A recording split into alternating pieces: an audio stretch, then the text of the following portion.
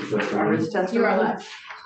Good morning. This is Senate Transportation Committee. It's Friday, February 16th. And we're going to talk this morning about driver's education. So welcome. Thanks for coming in. Good morning. Thank you. I'm Joe Barch. Short background about what my credentials are. I've taught for 30 years and 25 of those have been in driver education. I do run a private commercial school as well as teaching part-time as a retired teacher at Mount Mansfield Union High School. I am previous president of the Vermont Driver Traffic Safety Education Association. I have just ended my tenure as president of the American Driver Traffic Safety Education Association. I have co-taught 2 of the classes required to become a driver education teacher. I do think I have a lot of wealth of information, expertise on the matter, and I hope to share that a little bit later. But first, I do want to read the remarks from Ms. Barbara Brody, who's the executive director of Vermont Driver Traffic Safety Education Association. Thank you, Chairperson Mazza and committee members of the Senate Transportation Committee for allowing me to testify on S210, mandating driver education training for operators 18 years of age and older. Our data shows that the leading causes of violations, crashes, injuries, and deaths are connected to the 18 to 24-year-old age group. Many of these individuals decided not to take driver education course in either the public school or private commercial driver education school because it was not required of them to be able to receive a driver's licensure. S210, an operator states an operator's license may be issued to applicants who are 18 years of age or older and have passed the driver examination required in a certified driver education and training course approved by the Commissioner of Motor Vehicles that includes at least 30 hours of classroom instruction and at least 6 hours of behind the wheel instruction. The Commissioner of Motor Vehicles will approve the curriculum that will be used, which should be developed by a committee of driver and traffic safety individuals and individuals from AOE and DMV. As for now, many of our 18 to 24-year-olds took some lessons from friends or family members to learn what is on the road exam and where to pass the road test. They did not do any classroom or behind the wheel training in which they would have learned such things as traffic signs, signals, roadway markings, traffic laws, managing risks, the zone control system, vehicle equipment, vehicle control, natural laws and traction, skid control, steering techniques, impairment, including the problems driving under the use of many prescription drugs, insurance, driving, green, adverse conditions, vision and perceptions, and vehicle maintenance. They would have learned from a certified driver education teacher either at private or public schools. With our commercial driver education schools, S210, I'm going to double check, will help solve the issue of reducing the collision, injury, and fatality rates of the 18 to 24-year-olds. I think it is admirable that this bill will also have higher age groups required to take driver education. However, if we're teaching 50 to 64-year-olds or elders, 65 and older, the curriculum and classroom and behind the wheel requirements should be different. They need much more education in vehicle technology than the younger drivers from whom the technology is not as challenging. Again, committee from the driver education community along with individuals from AOE and DMV can help develop such a curriculum. A question may be where these classes will take place and what happens if individuals cannot afford such a class. I propose the classes be done at schools, commercial schools, or through the Community College of Vermont, which are in every region. It is also my hope that VSAC will continue to assist students in getting VSAC loans, which they already issue students with. We have many teachers available to help with these classes. We have individuals wanting to receive certification to teach driver and traffic safety. However, we need to address the availability of where the driver education certifications are being held. We need to make sure that the training of driver education instructors is at the level what the national driver education standards are. The passing of this bill will be a step in the right direction to reduce violations, collisions, injuries, and deaths in our state, in our Vermont roadways. Thank you. Barbara Brody, Executive Director of the Vermont Driver Traffic Safety Education Association. She also serves as a teacher for the Youth Spectrum program in Burlington. And those are her comments. Okay. To help with that, I will leave this as a resource because I know you're inundated with paperwork, but this was a study that came out from the Governor's Highway Safety Program in October, and basically tracks fatality rates by age over 20 years.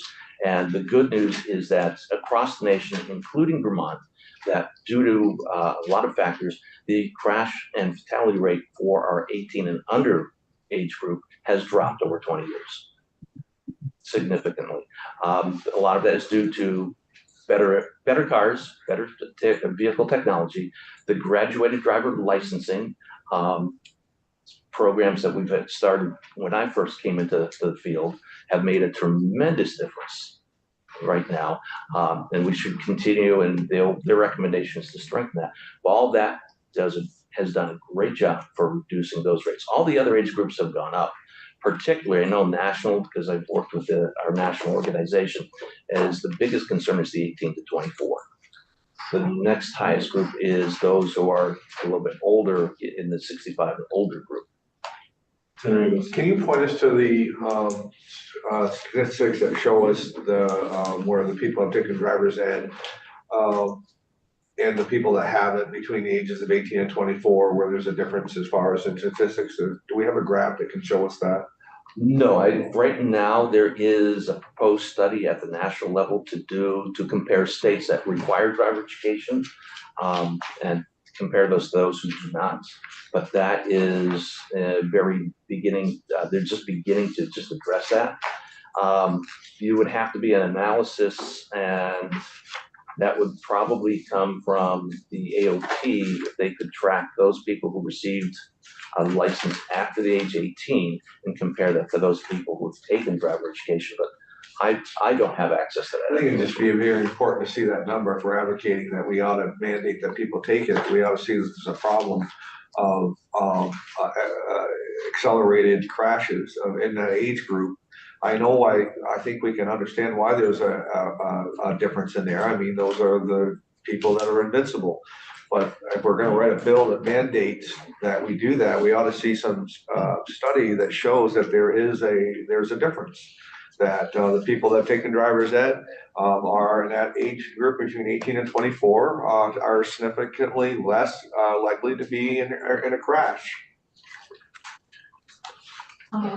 So is there any state or precedent, or maybe even in Vermont or elsewhere, where if a driver gets into an accident or gets a moving citation, where can then be revealed that if they did or found out if they did take driver's ed or not, and their license could be suspended until they were to take some additional driver's education? There is a bill, and there is a law on the books that requires a remedial class here in Vermont.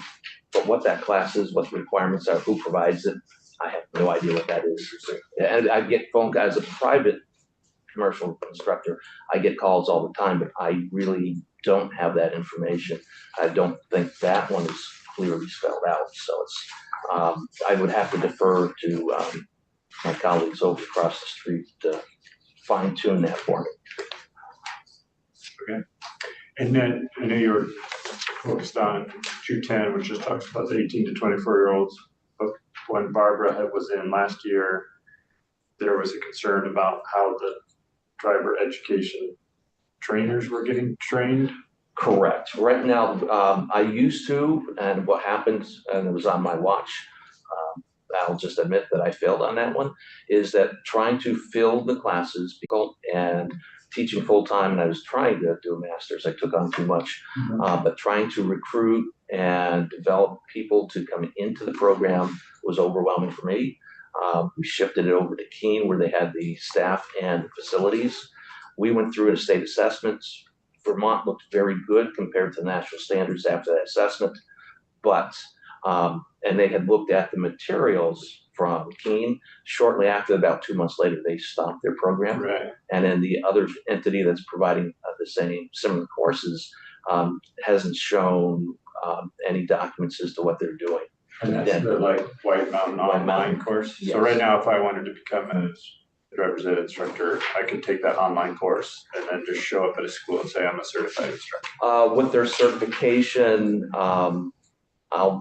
yes, that's where we're at right now. And that seemed like, at least from Ms. Brody's testimony, was concerning. Are you concerned about that? My concern is, and I can talk in terms of the national standards, I don't know if their program meets national standards. If you go, I haven't taken any of their courses, I can't speak to them. I just, if you look at their accreditation page, they have a statement that says that they may have certification programs, but that doesn't mean individual classes or individual programs are certified. So there's no course you can take in Vermont. There was talk that Castleton was going to restart or BTC. We're hoping, and a lot of that has been blurred with the changes through the state college system as to who could do that. And given the issues around their financing, they've been overwhelmed to deal with this particular topic. There's been no movement on that. Okay. Any other questions? No, I'm just looking, obviously, there's great competition now for financial aid through VSAC, so if we added another requirement and it's not, then VSAC will continue to assist students with loans, but What is the cost for private? I receive, when I get a referral from VSAC, $700 to provide 10 hours of instruction, and that's in vehicle. That's not classroom. That's not going in that 10 hours, and that's what I can get to get someone proficient in maneuvering the car, driving the car, being able to maintain some space management, as well as go over the elements for the road test. But it doesn't adequately address things like alcohol, things like just sometimes I have clients from outside the United States who are moving in, and they're looking for just a quick fix to get past the road test, which is 18 minutes long and a series of turns and 3 basic maneuvers to become lifelong safe driver.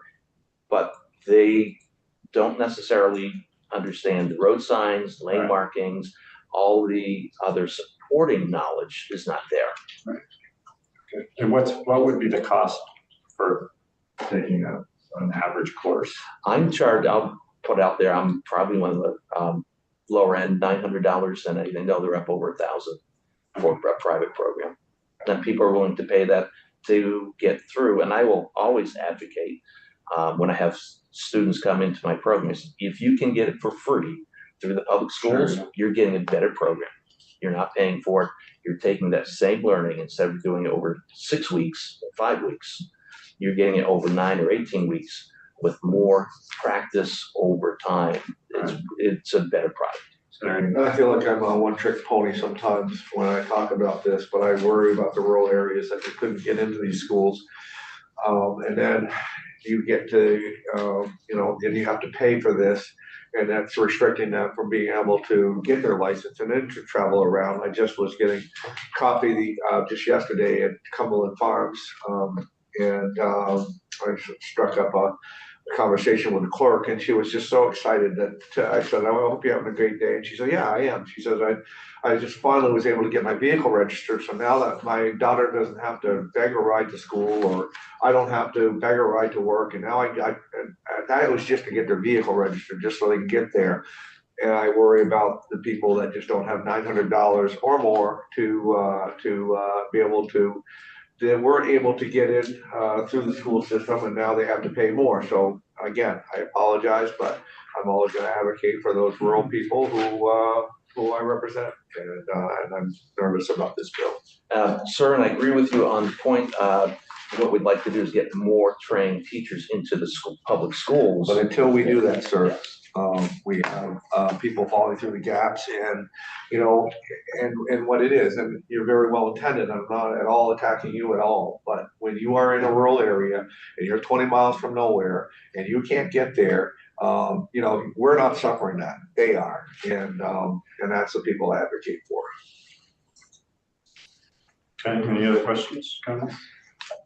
The only other thing that I will add is I'll leave this document here, but in the back, Governor's Highway Safety does recommend extending requirements for driver education for all ages as just a recommendation as part of the study.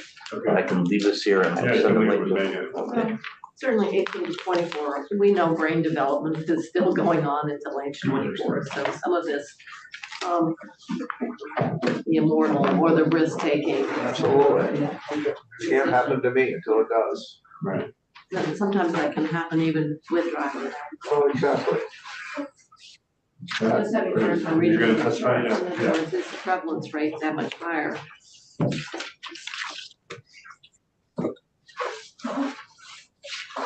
Welcome back. Thank you. Good morning, and Senator Mazza and committee, thank you for inviting me to come and testify. A little bit about myself. My name is Patrick McManaman. My main background was in law enforcement. I spent 33 years in law enforcement with Burlington PD and then with DMV enforcement as a lieutenant. I now supervise the education unit at DMV, which oversees school bus training, the motorcycle program, as well as licensing of driver ed schools and CDLs driving schools. In reference to Bill 210, requiring 18 and above to take the driver education course for 30 and 6 and 6. There are some issues that, not issues, but some concerns that we have. One is, as Senator Ingalls pointed out, the statistics show you that the number of crashes are 18 and 24 years old. We're not debating that. The problem is, as he pointed out, we don't know who has taken driver's ed or who has not. It is not tracked. It's not tracked on the crash reports. It's not asked. So we don't know. So it could be, the percentage could be more 18-year-olds that have taken driver's ed or having the crashes compared to the ones that haven't taken driver's ed. There's no way of knowing that unless we have a study. The other issue, as Senator Ingalls pointed out, is the cost. Average $800 to $1,200 is taken in a private school. And that's fine if the parent is affluent, but we're looking at the kids that are testing at 18 and above. These are the kids that don't have the money to take class. They can't get into the public school system, and now they're out on their own trying to get a job, and they need a vehicle and they need a license to drive. And with that, if we're going to force them to take these classes, they're not going to be able to afford it. And then are we now forcing them into a non-driving license issue, which is a fear. They're not even going to go out with a parent now. They're going to go out on their own and start driving. At least if we continue as we are, at least with the test, we can show that at least they have a basic understanding of driving. They mentioned the signs. That is tested on the test. They understand what a stop sign is. They understand what a speed sign is. They understand what a red light is. If they didn't, they wouldn't pass. If they make a right turn on red and it's not allowed, they wouldn't pass. So at least we're getting the understanding that they basically know how to operate. As far as requiring the instructor courses, we already have a set number of instructor courses. And what happened a while ago was between the driving schools and the AOE schools, the Agency of Education licensed their instructors and puts an endorsement on their teaching credential to be able to do driver's ed in the school system. We wanted to, in a way, bring our drivers, our instructors up to the level field for them. So what we did was we required some classes of them. And what we require of them is introduction to traffic safety, driver education classroom methods, in-vehicle driver education methods, alcohol, drugs, and driving, adolescent growth and development, zone control, learning teaching styles, and special education in the schools. Those are the classes that we require of our instructors. When you say our instructors, those are instructors certified by DMV. Yes, yes. And that brings them up onto a level, sort of a level playing. They don't have the degree, or they may or not, but it brings them up to a level playing ground as far as driver education to our counterparts in the Agency of Education. Along with that, they also have to do a set number of student teaching hours. It is true White Mountain is teaching the class. It is online. However, they also have to come in to White Mountain to do a practicum. So it's not just online and all of a sudden you're licensed. We wouldn't do that at DMV. Okay? We want to make sure that the person knows what they're doing on the road. And a little bit about our instructors, they have to, when they want to get licensed through DMV, they have to come in, they have to take a written test. They also have to take the driving test again. And their point value is set higher than what it would take for you or me to get our license. So I'm not clear on your instructors, that you're talking about. Are they in the schools? Are they, I'm not sure, are they employees of DMV when you're talking about, Okay. I'm just having a hard time, understanding. Okay. So driver's Who ed. they are and where they are. So driver's ed, Agency of Education takes care of all of the instructors that are in the public school system, okay? Then DMV licenses the private instructors, the ones that are for hire, All right, okay? So we license those, we also license the schools that are for hire, okay, all right, that's who you're talking about. yes, The schools that are for hire, yes. So for instance, Mr. Barcha's school, the like the whole license is, school as well as the instructor. correct. It goes through a two-part You system. license or certified to training courses like the White Mountain, have you looked at that and said, yeah, we're accepting that? So what we do is, we looked at it and it's not apples to apples, but it's close to what Keene was offering. Except for Keene was on site. They allow an online class, like you mentioned, they allow it online, but they do require the instructors to come in and do a practical on some of the behind the wheel stuff. Oh, good, because I thought testimony we heard was that they didn't. No, they do. So, otherwise we wouldn't accept it. Because we want to make sure that those drivers are teaching the proper techniques, so. So, and the problem with the schools is I don't know if you're aware, but Castleton used to have it. They couldn't support it, so they dropped it. So that's one of the state colleges. Then Keene picked it up.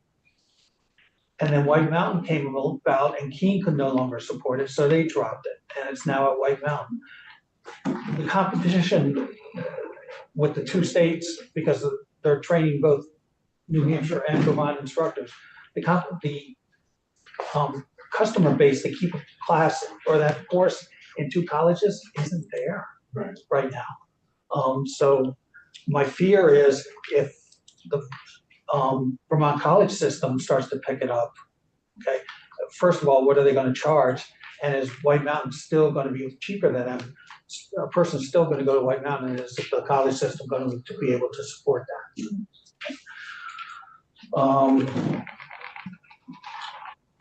There was some recommendation that that if we do this, that we work with VITSIA, the Vermont Driver Education Safety Association, I think it is. VDTRCA, the Vermont Driver Traffic Safety Education Association. Okay. So to work with them as well as the Vermont colleges, as well as White Mountain. So we have an advisory committee. We had an assessment 2 years ago where NHTSA came in and assessed our driver ed program. And one of their suggestions was to form an advisory committee.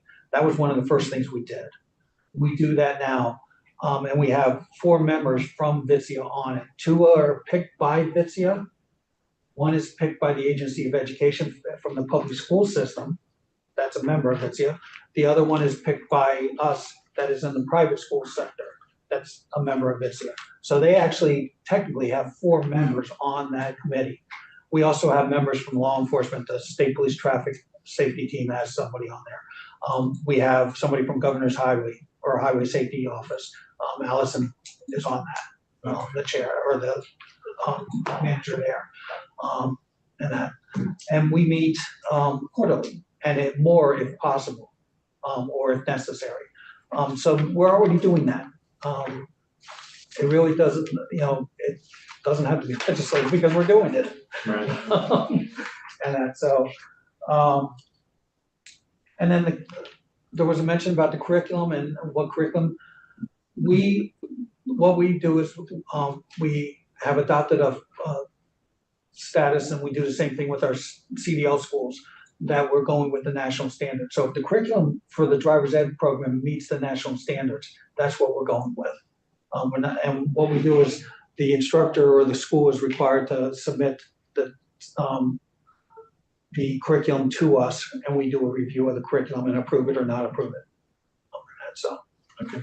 so that is being done also. And I think that's pretty much That's it. Okay. what I have. Well, thank you. Thank Any you very questions? Thank you. Mr. Rudy, were you gonna testify? Yeah.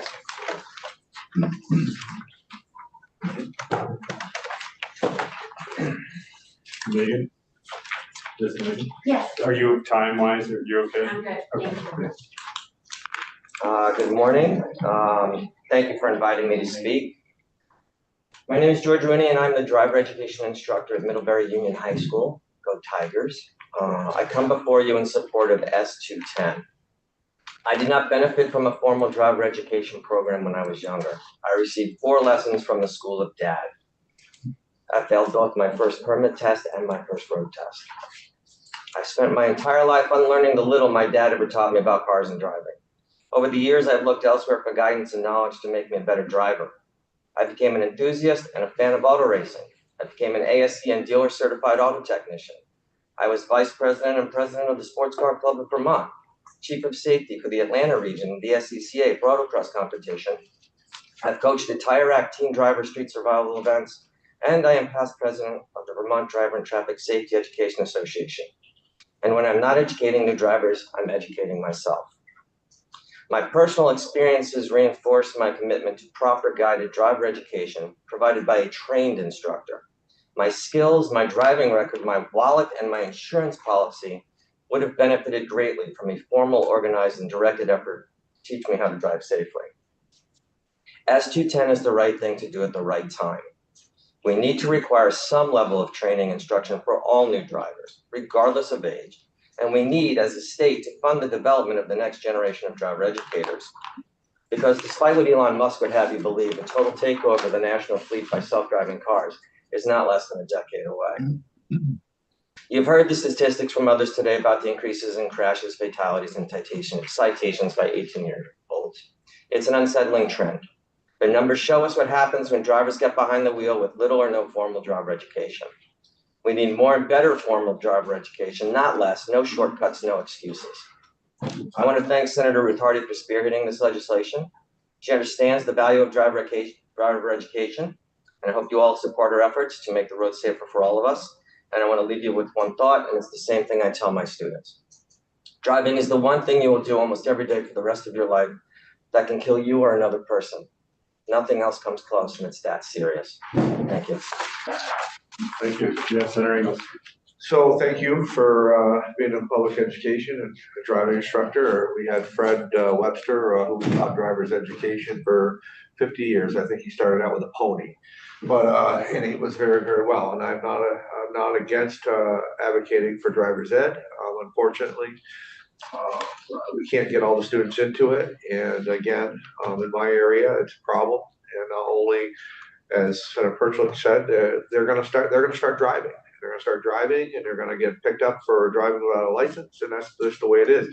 And unfortunately, the testimony today did not show that 18 to 24-year-olds that have not had driver's education have got a higher statistic. And if we can get those numbers and we can do that, I think we could further this discussion in a reasonable way. But until I see some data that shows that, there's no question that it's valuable to have driver's education.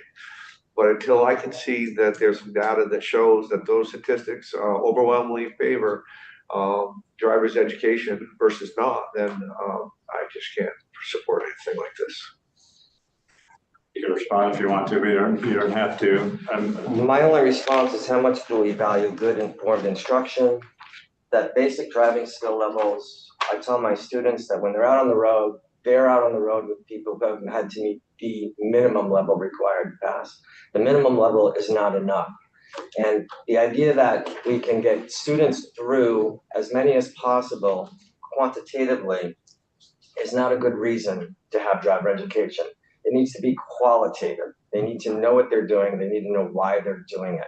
Just because you need to get somewhere does not mean you should have a license. And I'm sorry, but I can't agree with you that someone who lives far out should just get a license because they have to have one to get to work. They need to know how to drive. You don't live out there, I live in Starksboro. but you don't live out there. I You don't live drive 20 miles. I drive 25 miles to You work. don't live at 20 miles out there and then 10 miles further from the end of the earth. Well, that's true. You're right. We should do a study to see if there's a difference. I think the results will show that we're quite right, that 18-year-olds who are not taking it and older. And it's shown in adults too, who can't seem to handle And a I think vehicle. one of the problems, at least for when my kids were in, is that some kids wanted to go to the school but couldn't. So that they just like wait another year or so and Yes. then they could become 18. So maybe we can work with education about how do we just provide more slots for the students there, so they're, because they're good programs in the schools, so if we could just make it so that everybody Have the that capacity have the there. capacity there. The maybe that- capacity is gonna need more driver educators. Right, and we I'm need- tapped out at Middlebury right now at 40 students a semester. Right, and that was usually the constraint, and then you would wait There's till, only so many hours in the day you Right. can drive.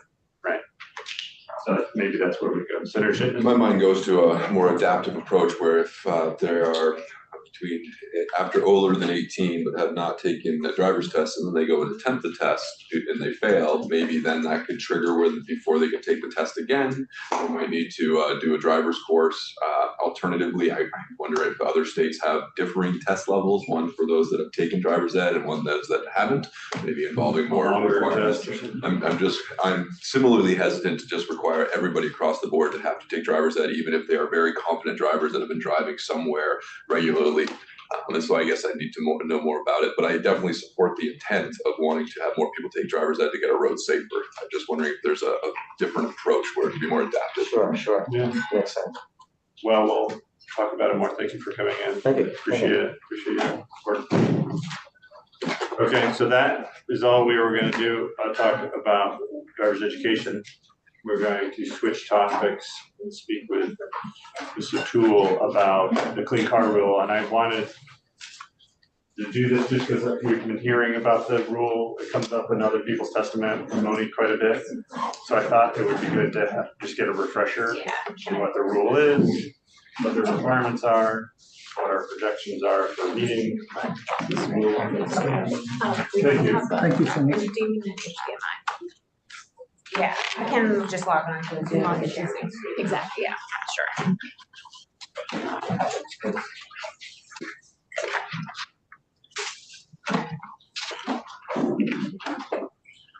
All right, this might take me. That's fine. Yeah, no, One moment. okay. We're used to it. Yes. You know, The make- data. You guys do a lot better with that than what I would do, I can tell you that. Right. Is there stuff we could do to help the schools get more? That's really where, That's really where, Yeah, where we can make a difference. People are talking about how many people take a driver's test without ever having taken a driver's test. I think I heard it was just growing, but I don't know. I think the point was. you would think with the decline in school enrollment that, and workforce hasn't decreased at all, that we would not be, that we would be gaining a little ground. Yeah, I get it. You pass the test, and yes, I do understand that you are a better driver if you have more training, but if you pass the test, you pass the test. I like your approach. You don't pass the test, you haven't taken the test, then probably you need your license instruction. And I don't know if Mike left, wasn't Mike here? Yeah, he left. Cause I don't know if they actually ask when you take the test if you've done driver's, so they might not even know. That'd be a start, just track that. And Yeah, that would be a lot easier. just when they said if there's a crash, Track that then. they track you, wear a seatbelt, another. Did It would be you good have to know. travel, did you have formal driver training? It'd be good to know, like, are they less likely to pass? And we might not even know that. Could be a first step. Mhm. So there is a handout. Or we look at the test, I mean, and see the, if in fact, yeah, That's pretty long. I bet you do. Funny story to say. And if you haven't read the manual, you won't pass the test. A lot of kids don't read the manual. I'll never forget going to take my test, I was driving with my father, I was the driver, you know, I'm driving and I go up and I was behind this car, the car stopped at the stop sign, and then I kind of followed the car through. My father said, you just flunked. So what did I do wrong? You didn't stop at the stop sign. I said, Oh, that's a California stop. yeah, yeah. Which gets us right into our next topic, huh?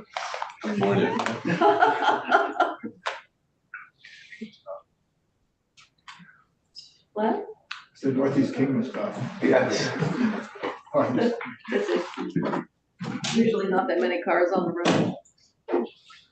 I had to stop and start on a hill with a standard and it couldn't roll backward. You had to, Oh, I remember that. Yeah. all there was a standard shift. So you had to stop on the hill and without rolling backward and start off again. Now you can't even find a standard shift. That's right. Your barn. Huh? In your barn. I know, well, my Honda's a 5-speed manual. I think I was gonna ask Tom if they're still doing the hill stop, because with the automatic braking, it's not as much of an issue. You used to have to like, Yeah. show that you could use. All of them roll. Right, yeah, Put it in neutral. right. Put your Brake, brake. emergency brake on. My kids all had to learn that, but I don't, like a lot of cars don't really have, there's no manual emergency brake.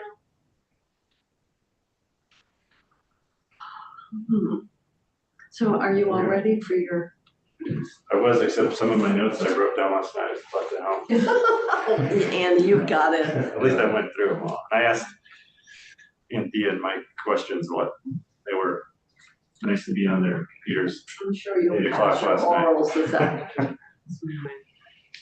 I think I don't have difficult sections either. Is that a Okay. Rivian? It is. It is. So, That's an awful look. That's an awful look. To not be promoting any particular brand, but I like the off-road picture. Everybody loves pictures. what was that? Mazza, did you have a question? I didn't like the looks of that car there. That's terrible. Okay, take it away, Mike. All right, thank you very much for having me to speak about the Clean Car and Truck rules this morning. My name is Megan O'Toole. I'm with ANR's Climate Action Office, and I manage the climate change mitigation programming for the office. And previously it was with the Air Quality and Climate Division, which is a division within DEC that has jurisdiction over these rules. And these rules were a specific recommendation of the Vermont Climate Council and the initial climate action plan that was adopted at the end of 2021. Pursuant to that, ANR proceeded to adopt those rules during calendar year 2022 and finalized adoption of those rules at the end of that year. So this is just, I like to kind of frame things up with where we are in terms of transportation emissions in Vermont. Our inventory, which is our kind of official report card on how we're doing related to greenhouse gas emissions, lags behind a few years. Our most recent inventory is current through year 2020, which shows the dip in transportation emissions related to the pandemic. So that's somewhat of an anomaly year, but we can look at the JFO data that we get on a kind of more updated basis to see that that dip has rebounded slightly in the last few years, but hasn't come back to pre-pandemic levels. So we've been monitoring that data to understand where, you know, fuel sales is, and obviously that ties very closely to our transportation emissions in Vermont. So, sorry, I'm having trouble seeing my slides because of all the Zoom things there. So as I mentioned, Vermont has adopted amendments to the low emission and zero emission vehicle rules. We have actually previously adopted and have been implementing these rules for a number of years, actually since the late 90s.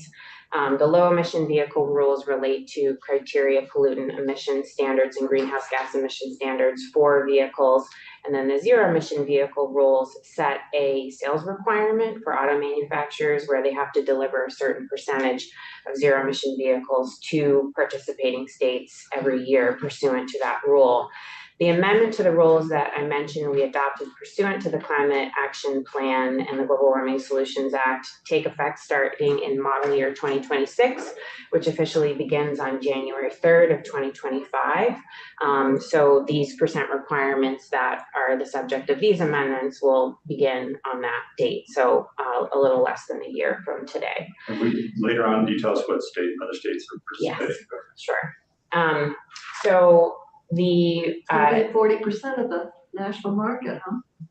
Those Right. 13 states Oh, yeah. constitute. Yeah. thanks to participating states I don't know like what they are, but. I'm assuming California is the lion's share of that. California has a big share of that. New York also has adopted the rules, as well as most of the states in the Northeast and Mid-Atlantic region, which is obviously makes up a large share of the market.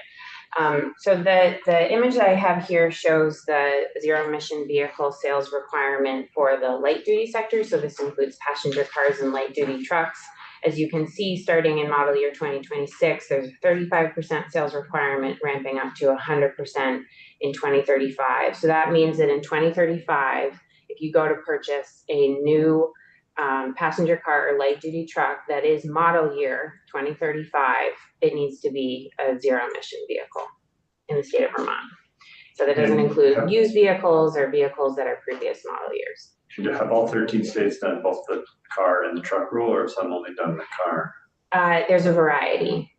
Most have done the light duty rules, and the states are kind of working their way through the medium and heavy duty rules right now.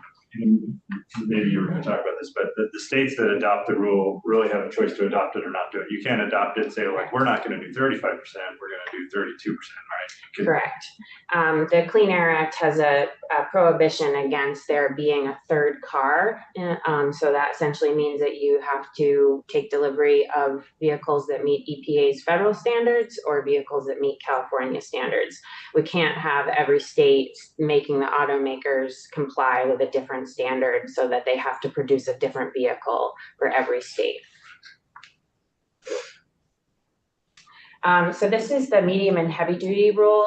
This is called Advanced Clean Trucks, and this is a new rule that we adopted to take effect in model year 2026. This table shows the different sales requirements that will come into being in model year 2026 for the different weight classes.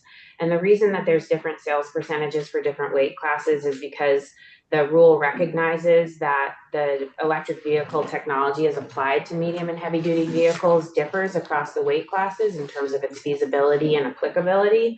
So you'll see in the class 4 through 8 range, the rule recognizes, and automakers agree with this, that the technology is more readily applicable to those weight classes and is more available right now.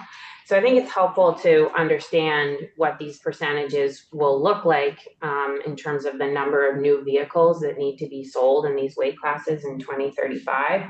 And this is based on our understanding of the average sales of these types of trucks in Vermont based on data from the Vermont Auto Dealers Association. And so in the lighter class, in class 2B through 3, which is like your heavier pickup truck or your kind of heavier van or delivery van, this will mean that 420 of the new vehicles sold in Vermont that year will have to be EVs. For the mid-range, class 4 through 8, 339 vehicles. And then for the heavy truck trailers, 108 new vehicles. When you say EVs, it just doesn't have to be an EV, it just has to be zero emissions. So like the class 7-8 tractor might be hydrogen engines or correct. Like right. The definition of a zero emission vehicle in the rule is quite broad to include hybrid, hydrogen, and battery technologies. So is it going to be a hybrid with an ICE engine? The rule doesn't really I think favor that option from a compliance perspective in terms of the amount of credit that automakers get for those types of vehicles. And that's the same for both the light and the medium and heavy duty rules. The rule is really meant to facilitate the uptake and adoption of battery electric and hydrogen technology. It's actually absolute zero tailpipe emissions. In some cases, yes. And you can sell one that does have some emissions and get partial credit for that vehicle. The rule does allow different amounts of credit to be earned for different types of technologies depending on their emissions. So, but it gets back to sort of anticipating what the technology will be. I'm looking at class 7 and 8. Mhm. I'm thinking about, well, our snow plow trucks, for example. You know, the feasibility of, not that I'm saying this isn't desirable, but sometimes our aspirations might exceed the technology. And particularly when you're getting into very kind of unique applications. So I'm just wondering, like these long distance tractor trailer, what the range will be, what the technology would be to support this, you know, these requirements. So and that's precisely the reason why the percent sales requirements in that class 7-8 tractor range are the lowest, because I think it recognizes that that technology is not as widely applicable at this state and where the technology is right now. But what if it isn't feasible at all? I don't know. I'm just wondering. Right. So I think, you know, the state of California, in partnership with states like Vermont that have adopted this rule, undergo periodic program reviews of their rules to determine, you know, applicability and feasibility. So that is something that could potentially come up. But I think that for plow trucks, they tend to have a duty cycle that's actually quite conducive to EV technology, because they go back to a depot, the same depot every evening. They can charge overnight, and there's an expectation or an anticipation that the technology would be able to accommodate the range that they need to complete their plow route. Unless you've got a real blizzard and you have to keep them going, Which is what we have. which sometimes we have, then you don't have an opportunity for an all-night charge. I suppose you Right. can. It depends on the range of the vehicle. So there There's should, many trucking companies that register in different states also. So I'm glad to hear that there's a periodic review to possibly recalibrate this. One concern I have with having too rigid of these percentages as we start to get into these years where reality might reshape some of our previous assumptions made in the past is, I believe testimony was that from the Beta gentleman, Matt Coda, who said something to the regard that it's unclear if in 2031, for example, if the car dealers only have 35%, only have so many zero emission vehicles, and there's only so much demand for them, that they might be limited and be the denominator of the total cars they sell into the market, thus restricting access to potentially hybrid vehicles that could also, if there isn't some sort of carve out that have lower emissions, they might need to play with a denominator, and then that will just, for the 40%, the states that are in this program will just have less access to new vehicle stock, which could create or actually reduce emissions. So my concern is that this is too rigid. We're going to be limiting the intake of new vehicles that will be more fuel efficient. They might not be zero fuel efficient without careful review and periodic recalibration of these assumptions and percentages. So I'd love to know more either now or in the future when those recalibrations occur and how much Vermont will have some sort of a say or be able to partake in that process. So the good news is that the rule actually isn't at all rigid.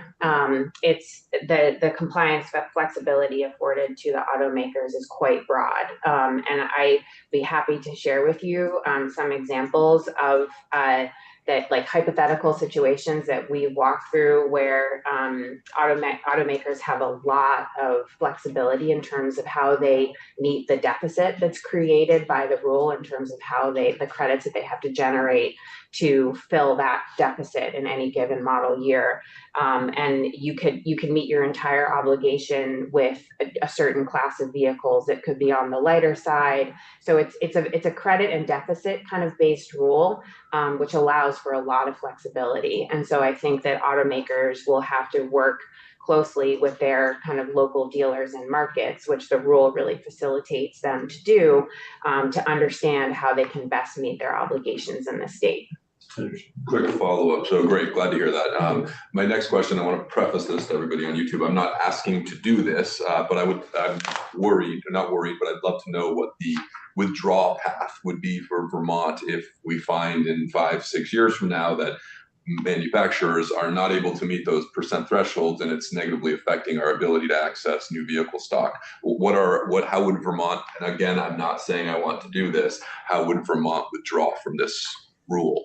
Can I add to that a little bit too, before that, is that if you look at what the industry's saying, the Toyota CEO, who is the largest automobile seller in the world, has come out and said that the path forward is not electric vehicles, it is hybrid vehicles, and that he sees that he's making predictions, and they're the number one car seller in the world, so you have to kind of listen to him. He sees the total electric vehicles never exceeding 30% of the market, so I think it's a fair question. So to answer your first question, in order to not have this program in place in Vermont anymore, the state would simply need to repeal the rule.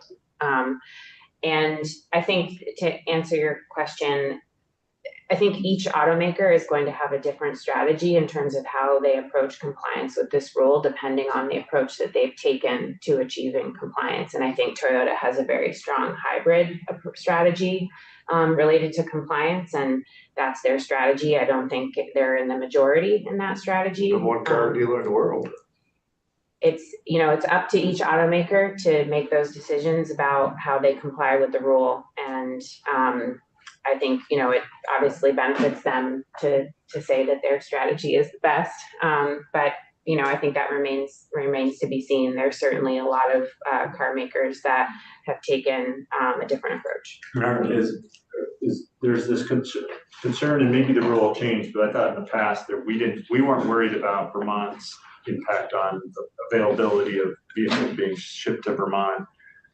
In fact, it was the reverse. If we wanted to get more electric vehicles, as being a state that was participating or had adopted the rules, that manufacturers get credit for sending them here, that the rule isn't for a car sold in Vermont, it's sold by that manufacturer in all 13 states. Right? There is currently a pool that where a compliance is achieved. And so that's correct. And Vermont and historically has actually benefited from that pool in the past, where we have really excellent vehicle incentives and infrastructure. And so automakers have over complied with their sales requirements in Vermont and delivered more vehicles than they're obligated to based on our standalone percentage. I have a question. What about water all around us? You said New York is a member, Massachusetts, and New Hampshire?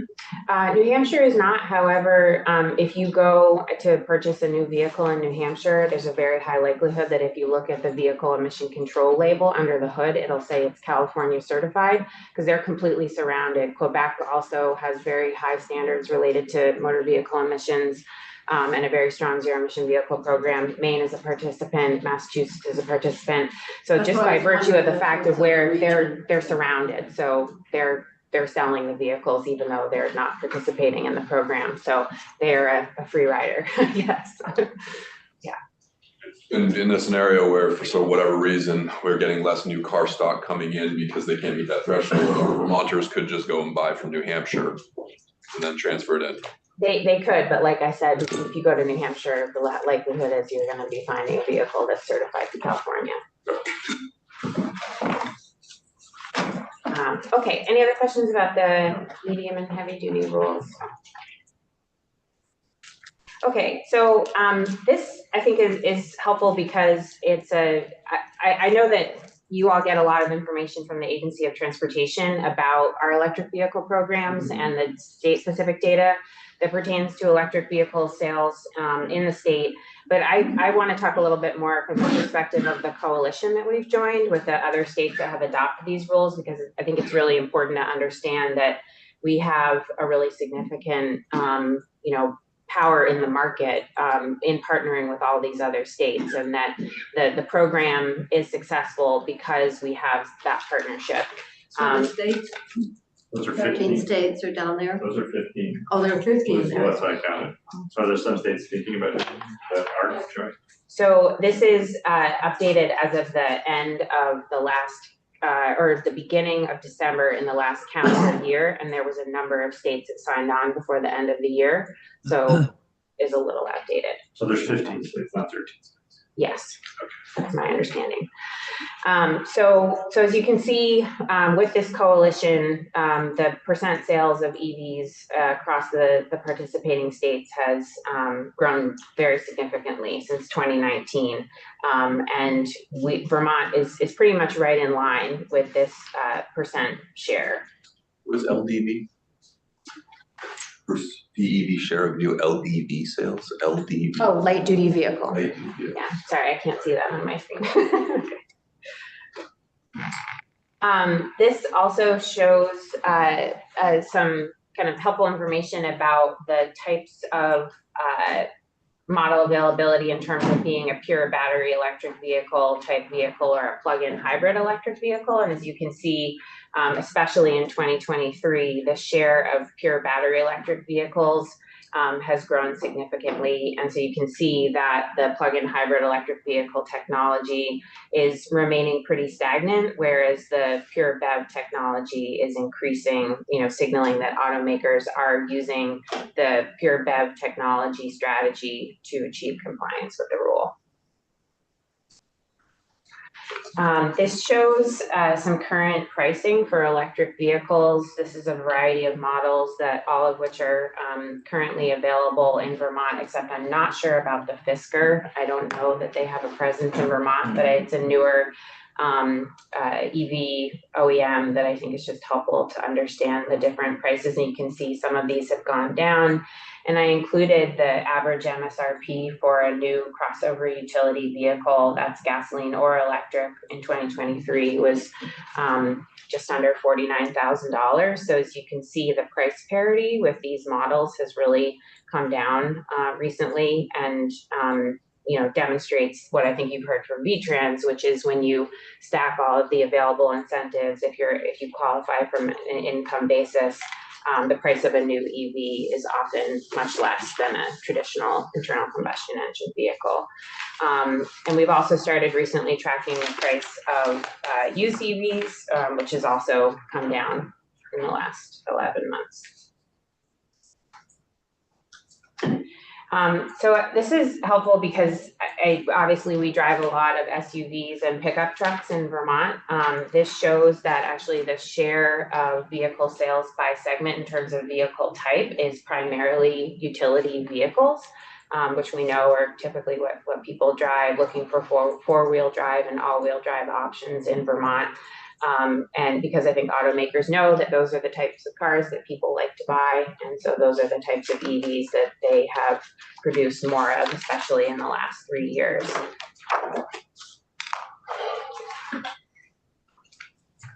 And that's all I have for you. I'm happy to answer any other questions, but I just want to reiterate that the first model year of applicability for these rule amendments is 2026. So we're still kind of at that phase where we're approaching implementation. I will say that we've learned recently from California that especially as it relates to the medium and heavy duty rules, OEMs are already over complying with those rules and banking a lot of early credits to use towards compliance later on. So that's another example of the flexibility that I was speaking to earlier, that allows OEMs to, kind of act early and generate more credits to use towards future compliance. Can they do it in light duty vehicles, like Yes. sales now, they can earn credits for 2026? They can, it's capped, it's limited, but yes, they can. And so is there a state limit, or are we just part of the pool?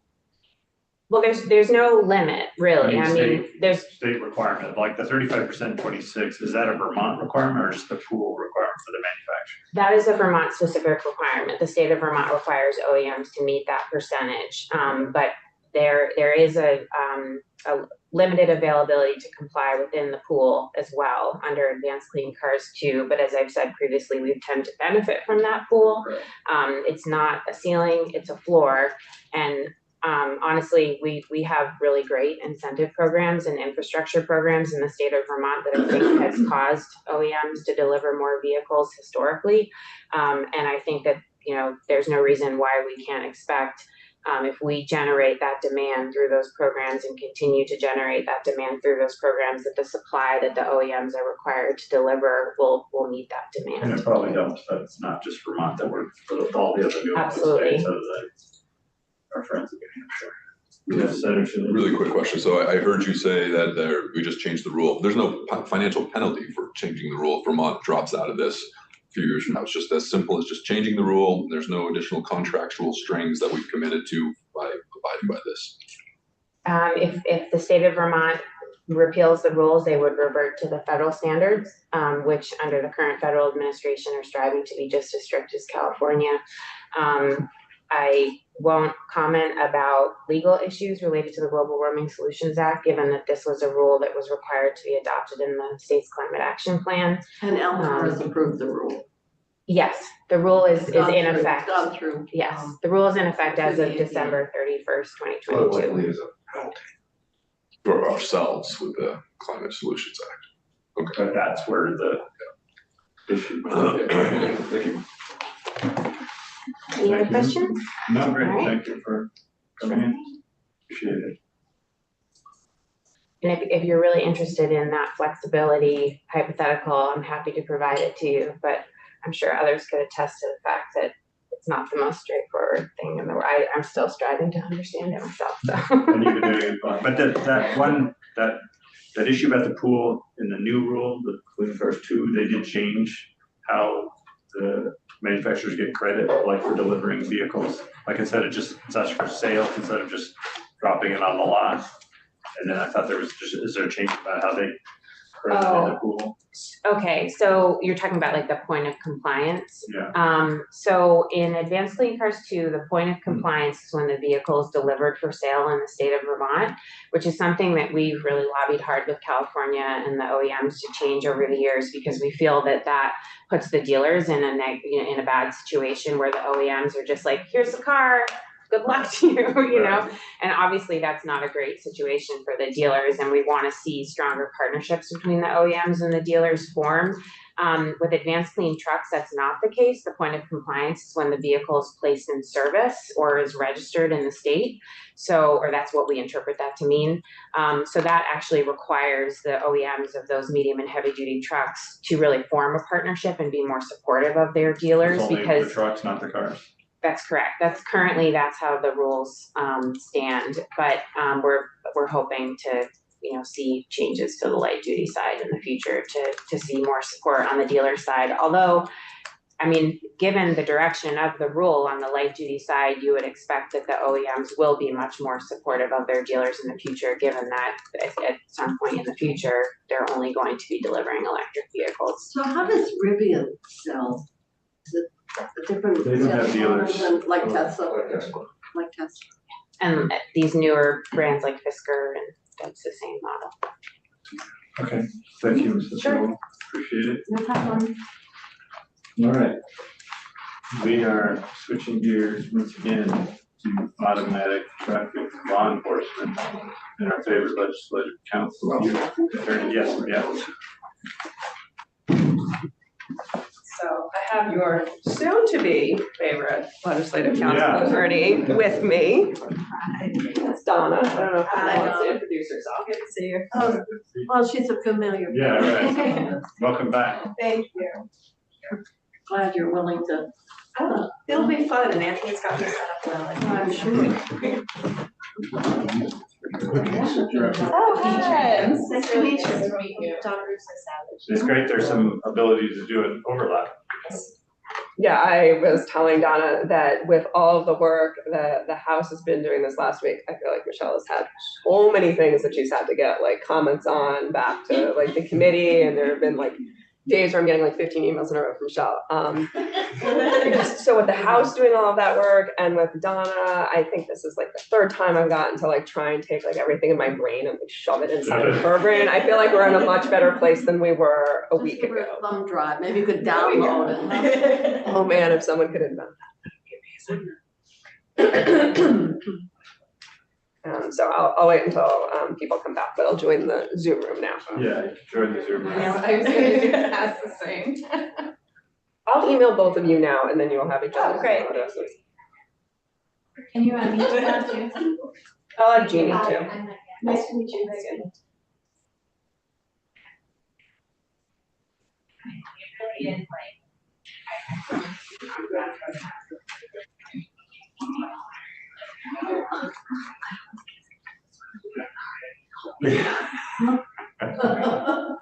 That was at least, yeah.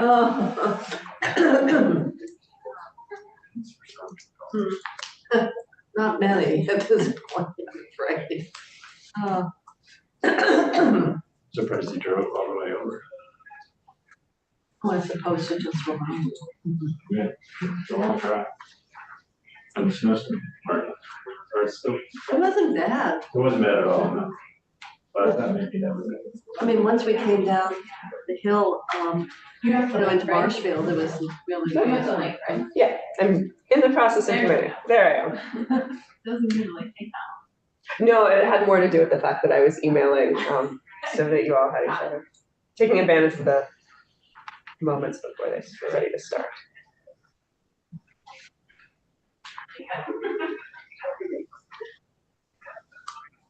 Did you work on the chicken pie supper again this year? I did not, we were away. Oh, Yes. it's starting to happen. Today, like in an hour. No, it's okay, we had Just kind of. needed time to get the Zoom set up, so now we're ready to go.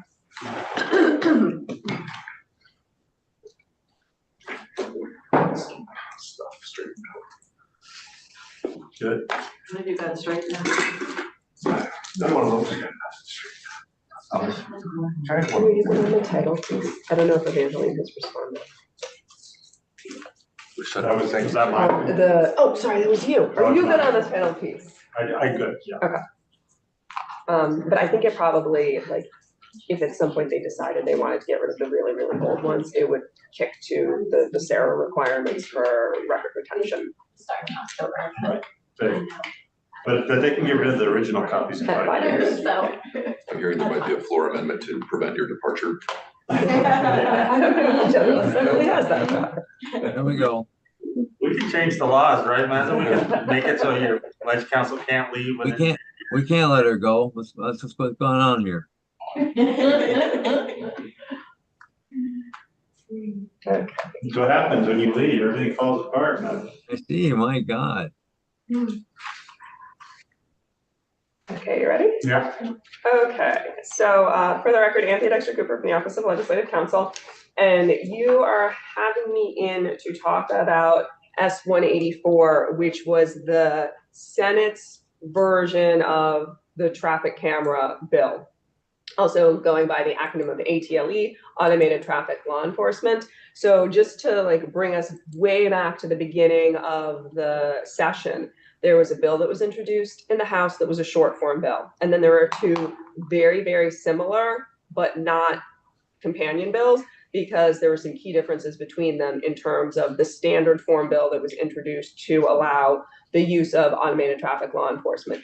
And I would say the biggest difference was that the House's version was a temporary pilot program that was more limited in where the traffic cameras were going to be able to be used, and that it was work zones and then like 2 other additional locations outside of work zones. Whereas the Senate version was not a temporary pilot program. It was going to be indefinitely allowed under law, unless of course the General Assembly changed it.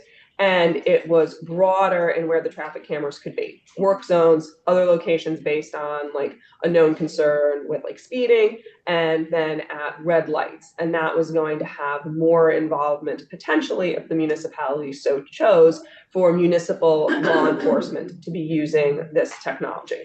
Based on the testimony that you have heard, and I have heard, I think most of it, but not all of it, it sounded like there was an interest from, and in working with Senator Perschlick, to shift a bit more in the direction of what the House had as its original structure, with it being a temporary pilot program.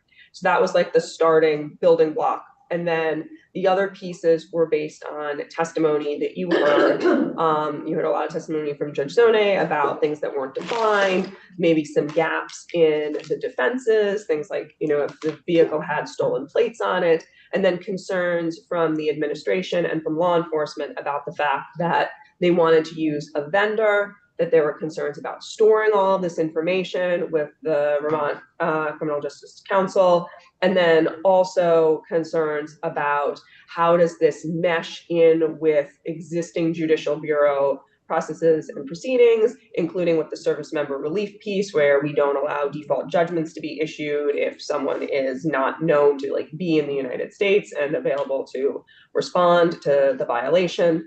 And then also sort of the perennial question that I think is coming up with all of the states and municipalities and other jurisdictions that are using this as a means of technology as part of how they're responding to traffic violations is, if you're using a vendor, is there involvement by law enforcement? Are you having the tickets actually be issued by law enforcement?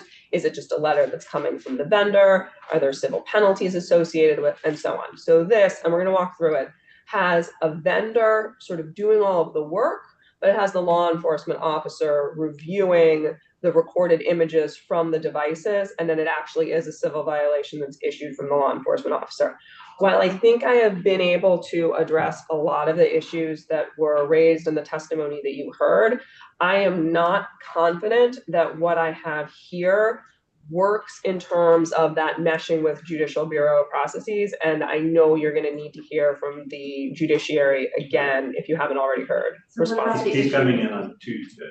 Yeah, because the other issue that he raised was good cause and the provision if someone wanted to contest. Yeah, so I've changed the defenses a little bit here to address some more of the I wasn't driving, not just the I had already reported my vehicle stolen, because there were very narrow defenses that were in the bill as it was introduced.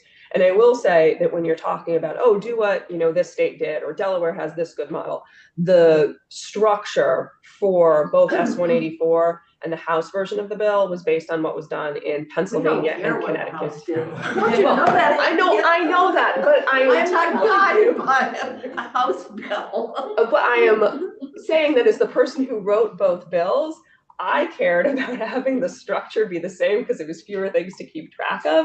So that is why they look so similar with those differences that have been built in. But yes, no, this is now your version. This is not the House version, not S-184. This has things in it that have not even been thought of over in the House, like defining what a calibration laboratory is. And after Judge Zone said, well, what is it? I was like, that's a really good point. It's not defined. And I missed the definition, and I think it was Pennsylvania's law, and it's not defined there either. So I got to go find a standard for calibration laboratories. It's not NIST, this is ISO, but someone who knows more about calibration will need to make sure that that is right. A number of things, one of which multiple jurisdictions. Yeah, I addressed that. And I'm sure you did. The other was, some annual, like any other calibration, like measurement, and then multiple owners of the vehicle, and sort of the penalty structure and making sure that we're not creating something new that's different from existing structure whenever possible. So I did save my notes. Glad you did. Hopefully when we go through this, you will ask me questions if I fail to highlight a change that was made in response to that. You probably did, but it's hard to just retain everything that's said verbally. Well, I do my best. Okay. So section 1 of the bill, this is making amendments to the chapter that already exists in Title 23 on powers of enforcement officers. And this is where the language already lives for purposes of the automated license plate recognition systems. And the way that this is structured, because it's going to be a temporary pilot program, is it's enacting new laws. And then at the end of the pilot program, so I think this runs until July 1 of 2027, the language gets repealed, and in its place, there's a prohibition on using ALTE and ALPR. So after that point, law enforcement, the agency of transportation would not be able to be using either the license plate readers, and it's my understanding that they're not being used now, and the traffic cameras. But it's going to prompt the discussion when you're nearing the end of the pilot program, and there's going to be some reporting back as to what you want to have continue. But this is contained to sort of like self-destruct at the end, and in its place will be a prohibition on using the technology. So that's something that's different from what you currently have in law, because what currently exists for the ALPRs is that continuous 2-year sunset. You're saying like every 2 years, do we want to continue to allow this with the reporting structure?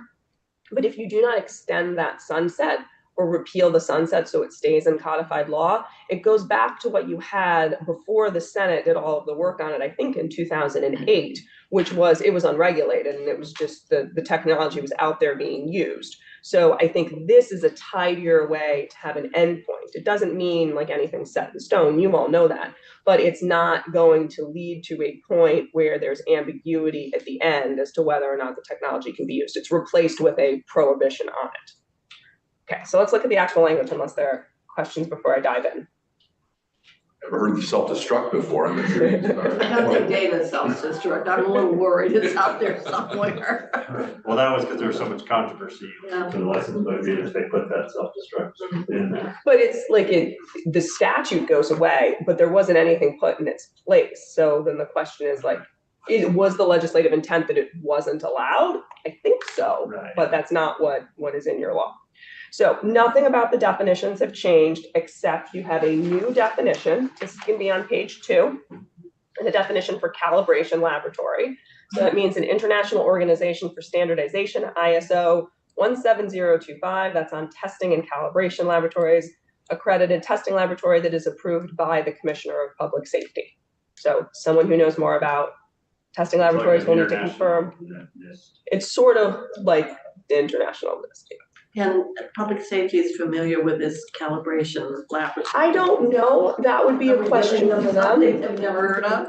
But I'm assuming there are other things that are used by law enforcement that needs to be calibrated, like the radar and things that's being used. So I'm hoping that someone from DPS will be able to say whether or not this is the right direction for your definition of calibration laboratory. But I wanted to make sure that like there was something there now, even if it's just a tickler to remember that you need to think about it for the future.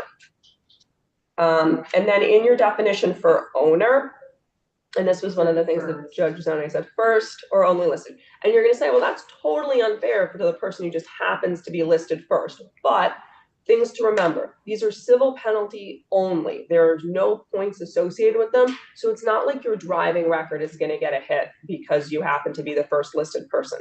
Second, in your defenses, and those are now on page 8, there's a defense to say, I wasn't driving. So if you are the first listed person and you say, I wasn't driving, my spouse, the second listed person, was driving, send this to them, that is a defense to the ticket. And then third, there's a lot of language in here that hasn't changed that talks about how this isn't supposed to be considered for purposes of insurance or your driving record. So I think there are some protections there. And this was what I came up with as a solution to, there are multiple people on a registration.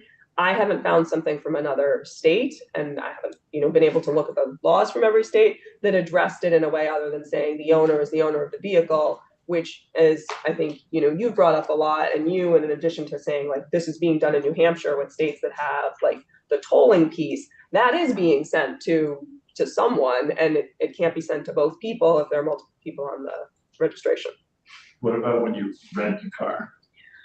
So that is going to be owned by the rental company. Or a driver,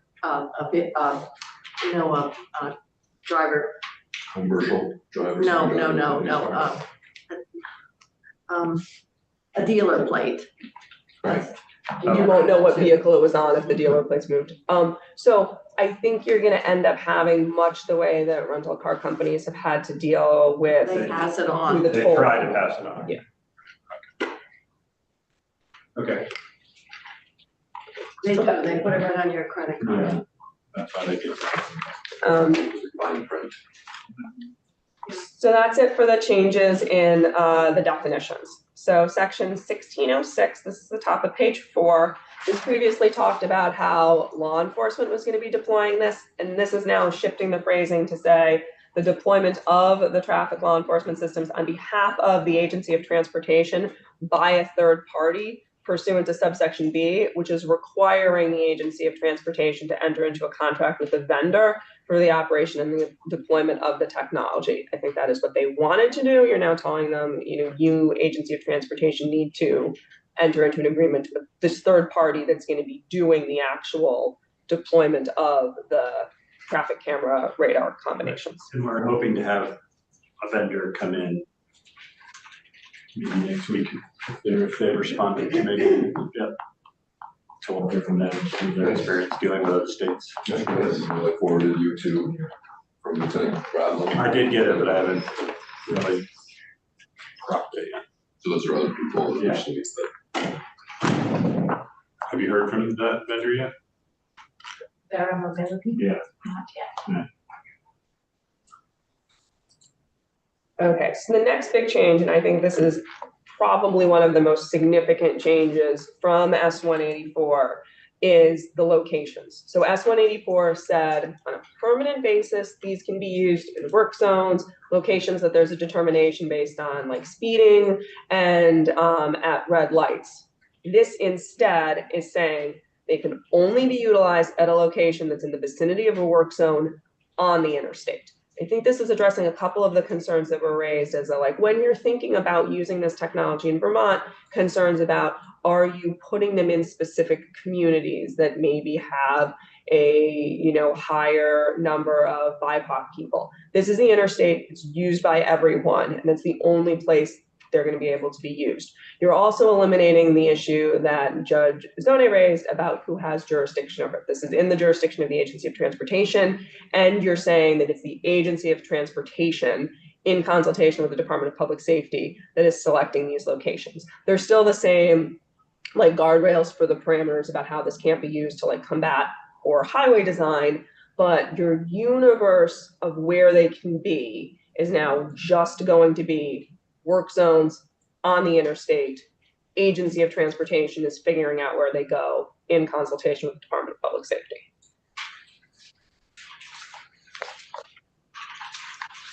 Next big change is you're going to see for purposes of the daily log, this is the bottom of page 5, the vendor that deploys the ATLE needs to keep the daily log. In the earlier versions of the bill, the name of the law enforcement officer who performed any self-tests required by the ATLE system manufacturer needed to be included in what was tracked as part of the daily log. Now it's the employee who does it. So it's going to probably be an employee of the vendor that's retained and not a law enforcement officer, shifting away from the burden that would be placed on law enforcement. The daily log does need to be retained in perpetuity by the agency, and it would be admissible in proceedings. You could certainly have a shorter length of time that needed to be retained. This would be retained by the agency sort of on behalf of the vendor at the closeout of this. How do you define the daily log? What is that? The photos, or is this just No. okay? So they need to maintain a daily log for each deployed ATLS system that includes the date, time, and location of the system setup, the name of the employee who performed any self-tests, and that's it. That's what's in the daily log. So it's no, those are, if you go to your definitions, that's going to be the recorded images. And those recorded images do get maintained for a year by now the vendor. Before it was by the Department of Public Safety. So the state was needing to maintain it. Doesn't matter if that's all the images or only image of a violation? I think it is all of the images are retained for a year, but I would need to go back and confirm on that one. So I thought that ACLU only wanted the recorded images to be, but if you think about it, a recorded image is only going to be a violation because you're only taking an image if it's triggered by you're going more than 11 miles per hour. Yes, and it's only taking a picture of the license plate. So yes, my answer is, by the very nature of what a recorded image is, it is only going to be the license plate of a vehicle that went through the work zone exceeding 11 miles per hour. It says rear somewhere. Yeah, it does say rear somewhere. It still says we're somewhere, that didn't change. Did you know, this is kind of a tangent, if other states that are using ATLEs have to also have a law, and maybe other laws meet this, where people are kind of purposely obstructing one of the letters on their rear license plate because they know that's where the photo's being taken? So I don't know if that's something that has been addressed in other laws. I will say that Vermont has a law that says your vehicle can't be obstructed. I will also say that that is one of the laws that is sometimes brought up as maybe this is something that should be secondary enforcement, not primary enforcement, because it shouldn't be something that is used as a means of pulling someone over to then like search their car. However, if you are trying to address sort of these like competing interests of, we want to limit interaction with law enforcement, we want to minimize the discretionary nature of law enforcement choosing who to pull over, we're letting a traffic camera that's treating every vehicle the same, then maybe there is more of a need to like secondarily enforce that you can't obstruct your license plate. You can't have, and I know last year when you were hearing testimony about getting rid of the little white stickers, and I think it was either Deputy Commissioner Smith or Captain Davidson that came in with like the mud covered license plate and like moved it really quickly. Like, this is Vermont, license plates get muddy. Yeah. I am not aware of a way that it's being addressed. I will say that for purposes of the defenses, one of them would be like what Lieutenant Governor Zuckerman said in the beginning of like, well, it just wasn't my vehicle, it was someone else's. There's the argument that like I wasn't driving the vehicle that you captured because you captured the license plate of a different vehicle. So from a defense perspective, if someone else's really muddy license plate is leading you to get sent a ticket for this, I think it's addressed there with the defense. I felt like I gave you a lot of information without actually answering your question. Yeah, no, you did. Then you gave extra. Well, they have that all the time with tolls, don't they? Yeah, I hear like in New York City where you have all the bridges are tolled and everything, so that people just like will stick a leaf over one letter so it doesn't look like a different letter, so they never get a ticket, or they just have one of those license plate covers that kind of puts a glare on it, so when the camera takes it, it doesn't really show. Knight Rider, a license plate that flips. Right, to different senator license plate, yeah.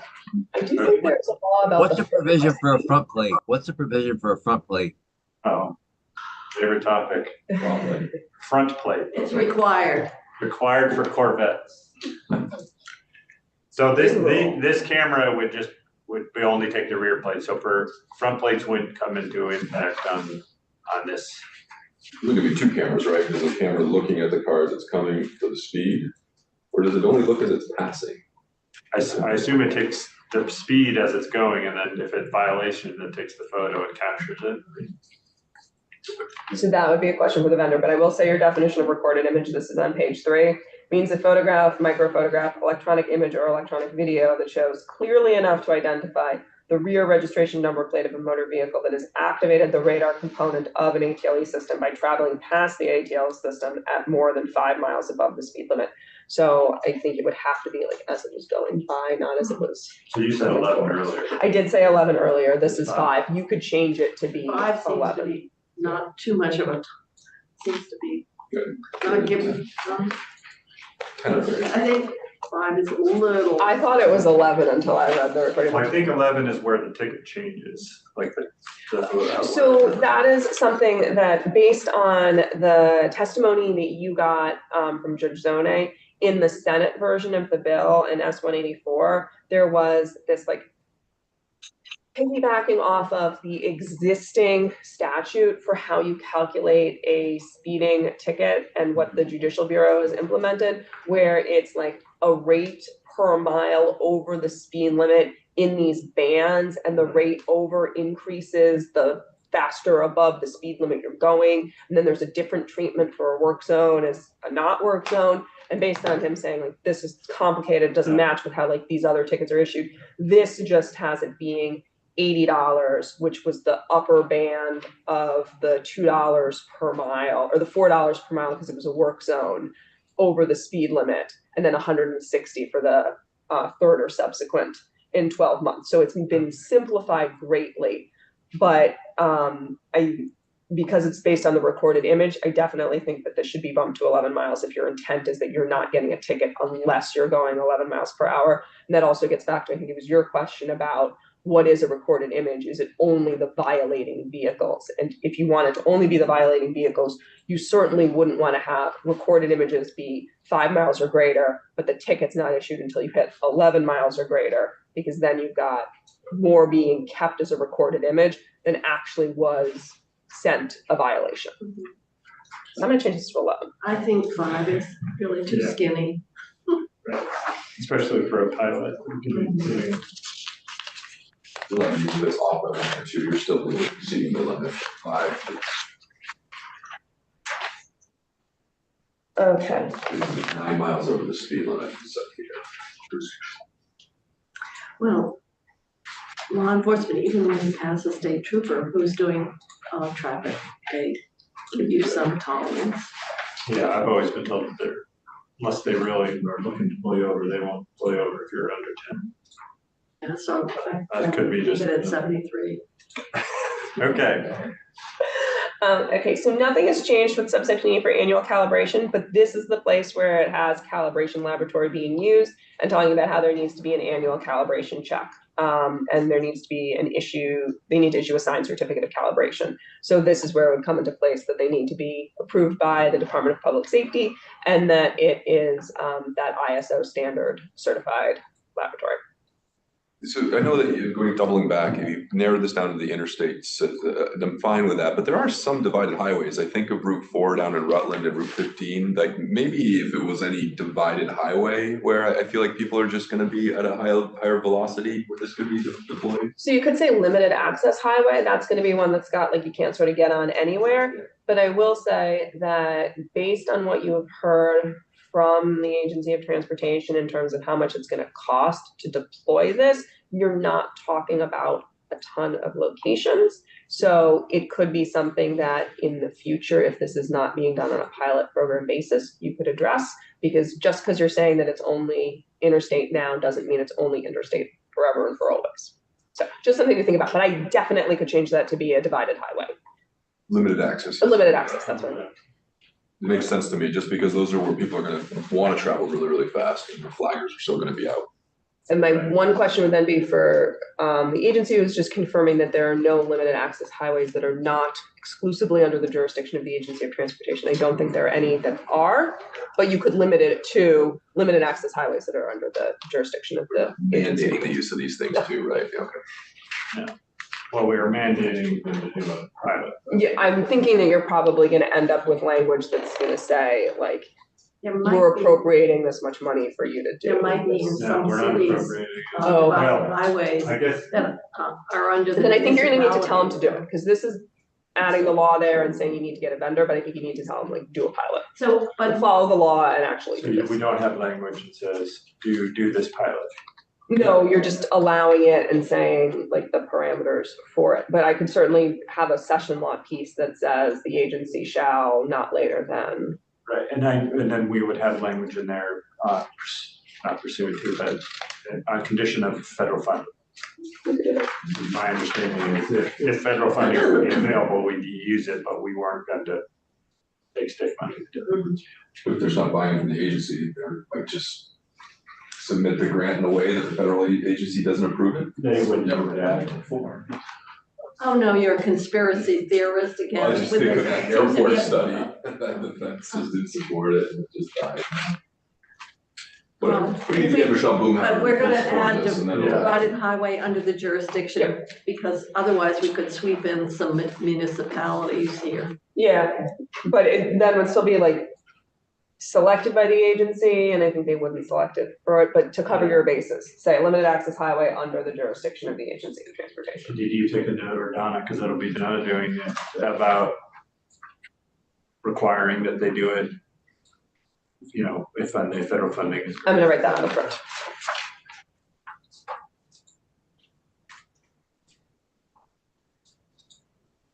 You'll see in that email, the trooper, Lieutenant Gravelin has found a bunch of other states that are doing this. I mean, this is happening all over. Yeah, I think it was the left hand state.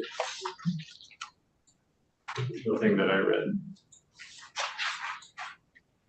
Okay, So your penalties have changed. It's $0, which is exempt from any of the surcharges. That's why when you have a ticket that says it's a minimum of $0, it actually turns into $49 or. Oh, because of the fees? Because of the fees. So the $0 ticket will be a $0 ticket. There is no additional add-on surcharges for this $0 ticket. Yeah, those surcharges actually make, oh, that's pretty expensive. Yeah. And so would it be, you'd get a 0 ticket if it's under the 11? You would get a 0 ticket for a first violation. Under So 11 miles per hour. No, over 11 miles per hour within 12 months. So you get like one freebie every year. You could change this. You could say like, you get one freebie for like the first year, and then after that, after the program's been around for a I think while. that's too complicated. No, says it's a pilot. Okay, so. But it's, well, I guess I just should read the law before asking. And then it's 80 for a second violation within 12 months and 160 for a third or subsequent. So we only have one band of the speed limit. We don't have. Correct. I made it based on. You're going 80 miles over the speed limit, it's still 0 for the person. Based on Judge Zone's testimony about like sort of make this simpler. Right. This was my attempt at making it simpler, but this is not necessarily like the only way to make it simpler. Right. And also, I think there's something between what there was in S-184 as it was introduced, where it was like depending on how many miles over the speed limit in each of those bands you were going, that like there needed to be that calculation. This is just over first, second, third, or subsequent. And the $80 and $160, how did you arrange it? So if you look at S-184, for the lowest band, the 11 miles or above over the speed limit, it was, I think, $4, and I think it was $8 per mile if it was in a work zone. So I did the highest for that, and that's how I came up with 80. But there are so many other numbers that you could put in that are not 80. $50 and 100. I mean, I can change it to 50 and 100. This was just a starting point, and something that wasn't the. I know you don't want to hear about the other body. They were higher in the other body, and they were more complicated in S-184.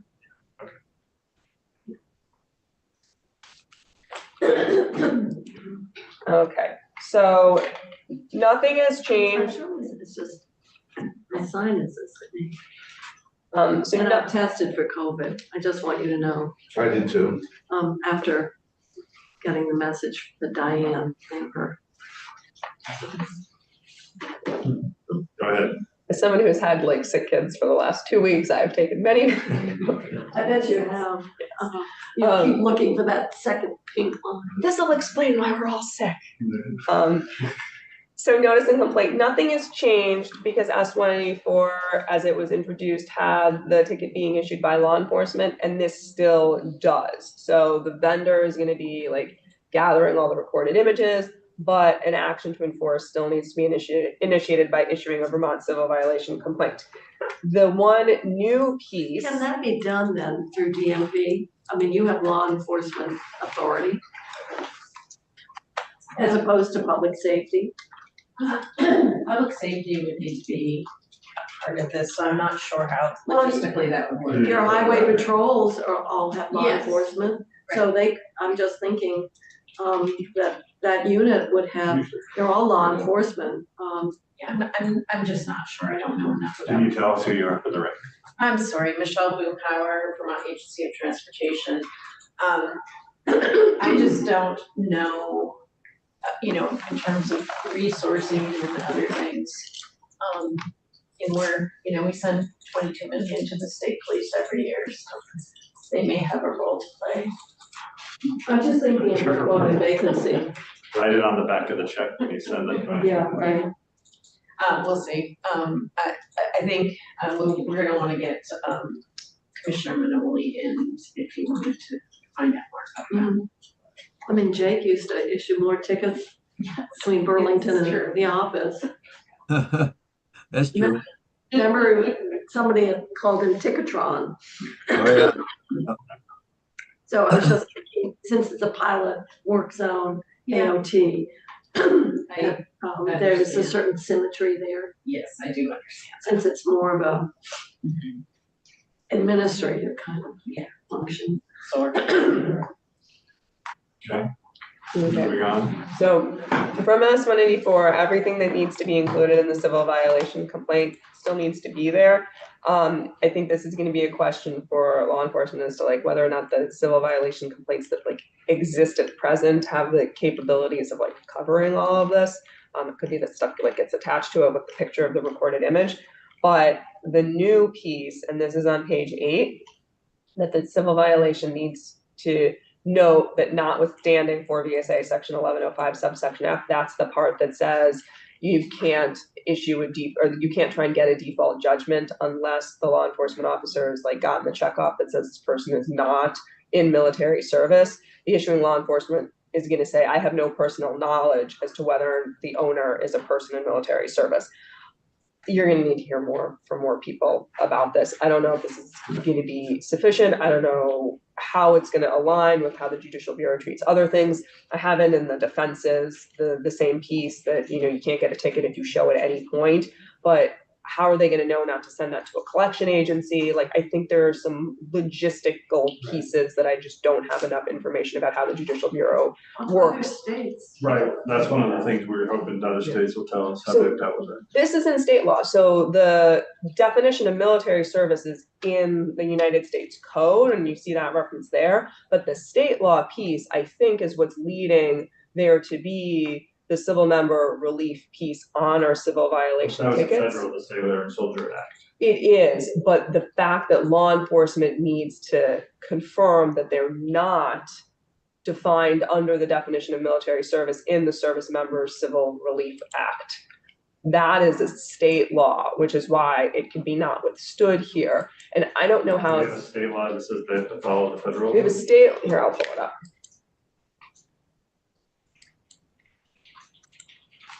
So this is in 4 VSA in the subchapter on the Judicial Bureau.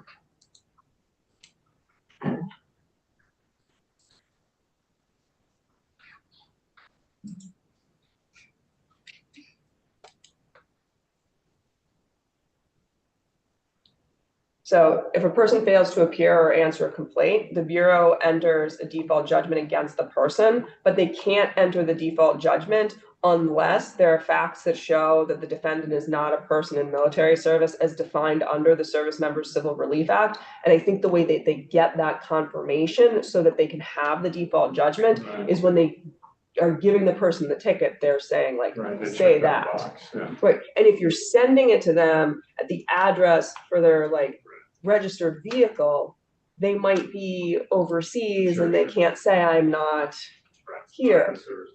So I feel like then you're getting to the like, how do you account for it in the defenses? But I remember Judge Donay says like, you can send me things and ask me to solve this problem for you. So maybe he could just. Right, maybe, well, I'm also hoping that other states would have similar state law to deal with the federal law.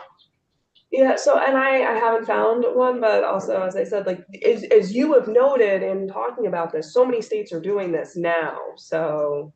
And actually, it isn't an issue unless there's a second offense, because there's no exception. That's a good point. And maybe, yeah, if they're overseas, they shouldn't have very many offenses. But their car could. Yes, that's the problem. That's why I just really support the narrowed down approach to work zone, because I feel like it's gonna give that runway for us to identify adjustments and changes to this without just letting municipalities go start using this subject, right, creating all sorts of issues and conflicts. Yeah, we should learn a lot from the pilot. And I think with all the testimony we've taken, municipalities to take this on would have to be very well aware of the complexity and the risk and the bias and et cetera. So it's not just simple slapping up a camera. And so it sounds easy, but without the benefit of all the information that we've got, it has to be done very, very carefully and comes with a lot of complexity and a lot of challenges potentially. Yeah, I want to avoid the Teddy Millers of the world who just indiscriminately picket. And there was one town that was in Ohio that had one section of the interstate, I think it was a half a mile long. It was in the municipality, but it was the interstate. Yeah, and they were just raking in hundreds of thousands of dollars a year. Okay, Okay, anything else? we're almost done. Oh, good. So there are three more things that I want to highlight, and then I think we're good. Yeah, there are only three things that I want to point out. So the defensives have changed. So they were pretty narrow in S-184, and they were like, you can say that the vehicle has been stolen, you like transferred ownership, but there was nothing to say like the license plates were stolen. I don't know how often that's happening, but there's nothing to say that. There's nothing to address the like, yes, that is a vehicle that went through the work zone going too fast, but it's not my vehicle. I'm, plate number 2, not Senate plate number 2. So defense 1 is now that the motor vehicle or license plate shown in one or more recorded images was in the care, custody, or control of another person at the time of the violation. So you could say, I wasn't driving, my spouse was, I wasn't driving, So it keeps the it more vehicle was open open. then. Yes, so much more open. And then the second one is the same, that the radar component was not properly calibrated or tested at the time of the violation. And then that's getting back to the daily log and the annual calibration. There was a lot of language in S-184 that talked about the proceedings and things needed before the Judicial Bureau, and they needed to be responded within 20 days. So I put very broad language that just says, if it's not inconsistent, there's nothing in here that's inconsistent with what the Judicial Bureau is doing, then the Judicial Bureau just continues to do what it's doing. I would talk to the judiciary to make sure that they think that that is sufficient for them to administer this in a way that is not going to require them to like recreate the wheel and have additional forms. And then this is the other piece with the default judgment and the Service Members Relief Act. So the judiciary has seen this language, or they still need to see it? We sent it to Judge Sunday. Oh, we haven't heard that, okay. And then subdivision 2 is saying, just because the owner didn't request a hearing to say I wasn't driving, say I wasn't driving because I was overseas, because I was in a period of military service. A Vermont civil violation complaint issued pursuant to this section shall be dismissed without consequence upon showing by the owner that the motor vehicle in question was not in the care, custody, or control of the owner at the time of the violation, because at the time, the owner was a person in military service as defined under the United States Code. Someone's going to have to tell you if they think that's sufficient. And then to Senator Kitchell's comment about the fact that there is not a penalty unless it's the second or subsequent, that might give you the sort of year to like fix the first one if they're not able to answer to say I wasn't driving the vehicle when the recorded images were taken. Right. And then the last piece is retention, and this says all recorded images shall be retained by the vendor under the requirements of subdivision 2 of the subsection. And this is the things like it's only kept for the 12 months so that you can figure out the second and subsequent. And then it needs to be destroyed at the end of the retention period. And that would apply both to what the vendor is preserving and what the law enforcement has. Under S-184, it originally had everything being maintained by the state. And I think the concern was that was going to be just a lot of bandwidth and data. Back to the 12 months here, gets back to the multiple offenses. Exactly. Of the 12 months. Yeah, and I know that that was something that you heard from the ACLU was something that they liked, was that the retention period was as narrow as it could be to still have the escalation for the second or subsequent and third or subsequent in the 12 months. And then everything else about the bill is roughly the same, except for what we started with the beginning, with the fact that in S-184, it continued in perpetuity, but with this one, it repeals and is replaced by a prohibition on using the technology at the close of the pilot program. And that's going to be basically on July 1 of 2027. So laws go into effect on July 1 of 2025 to give like ramp up time. And then there's the 2 years, and there's a report that comes back at the close of each calendar year. So you'll know more information about whether or not this is something that should be done after the pilot program is finished. Okay. Well, thank you. Yeah. Michelle, would AOT want to testify on this, or is it just DMV? I think at this point, we'll have to go back and review this language again, but I would say it's probably just DMV relative to this matter of the That administrative. administration. I don't think there's anything different in here relative to the concepts we had already talked about relative to the work zone. technology, et cetera. The So $0 first, does that jeopardize the federal funding? that's a good question. I would say probably not, since other states, I think, are doing that, but that's a good question that I will look into with the federal. We could make it $5 if we need to get the federal funding. And I think if you were to make it $5, you would still want to keep that not applying the surcharges, because otherwise your $5 ends up being much larger. And that is consistent with the approach that's taken in statute for some of the violations for like not having your vehicle inspected within like the first 14 days. I think it's a $5 ticket, but there's no surcharge. Okay. Well, thank you. We will take it up again, but unfortunately not with Donna now knows so much about traffic cameras, and she'll get to find all of the other stuff about all Are you the gonna come other back, cities. Tom? Yeah. Okay. Yeah, so we can adjourn for the day, maybe.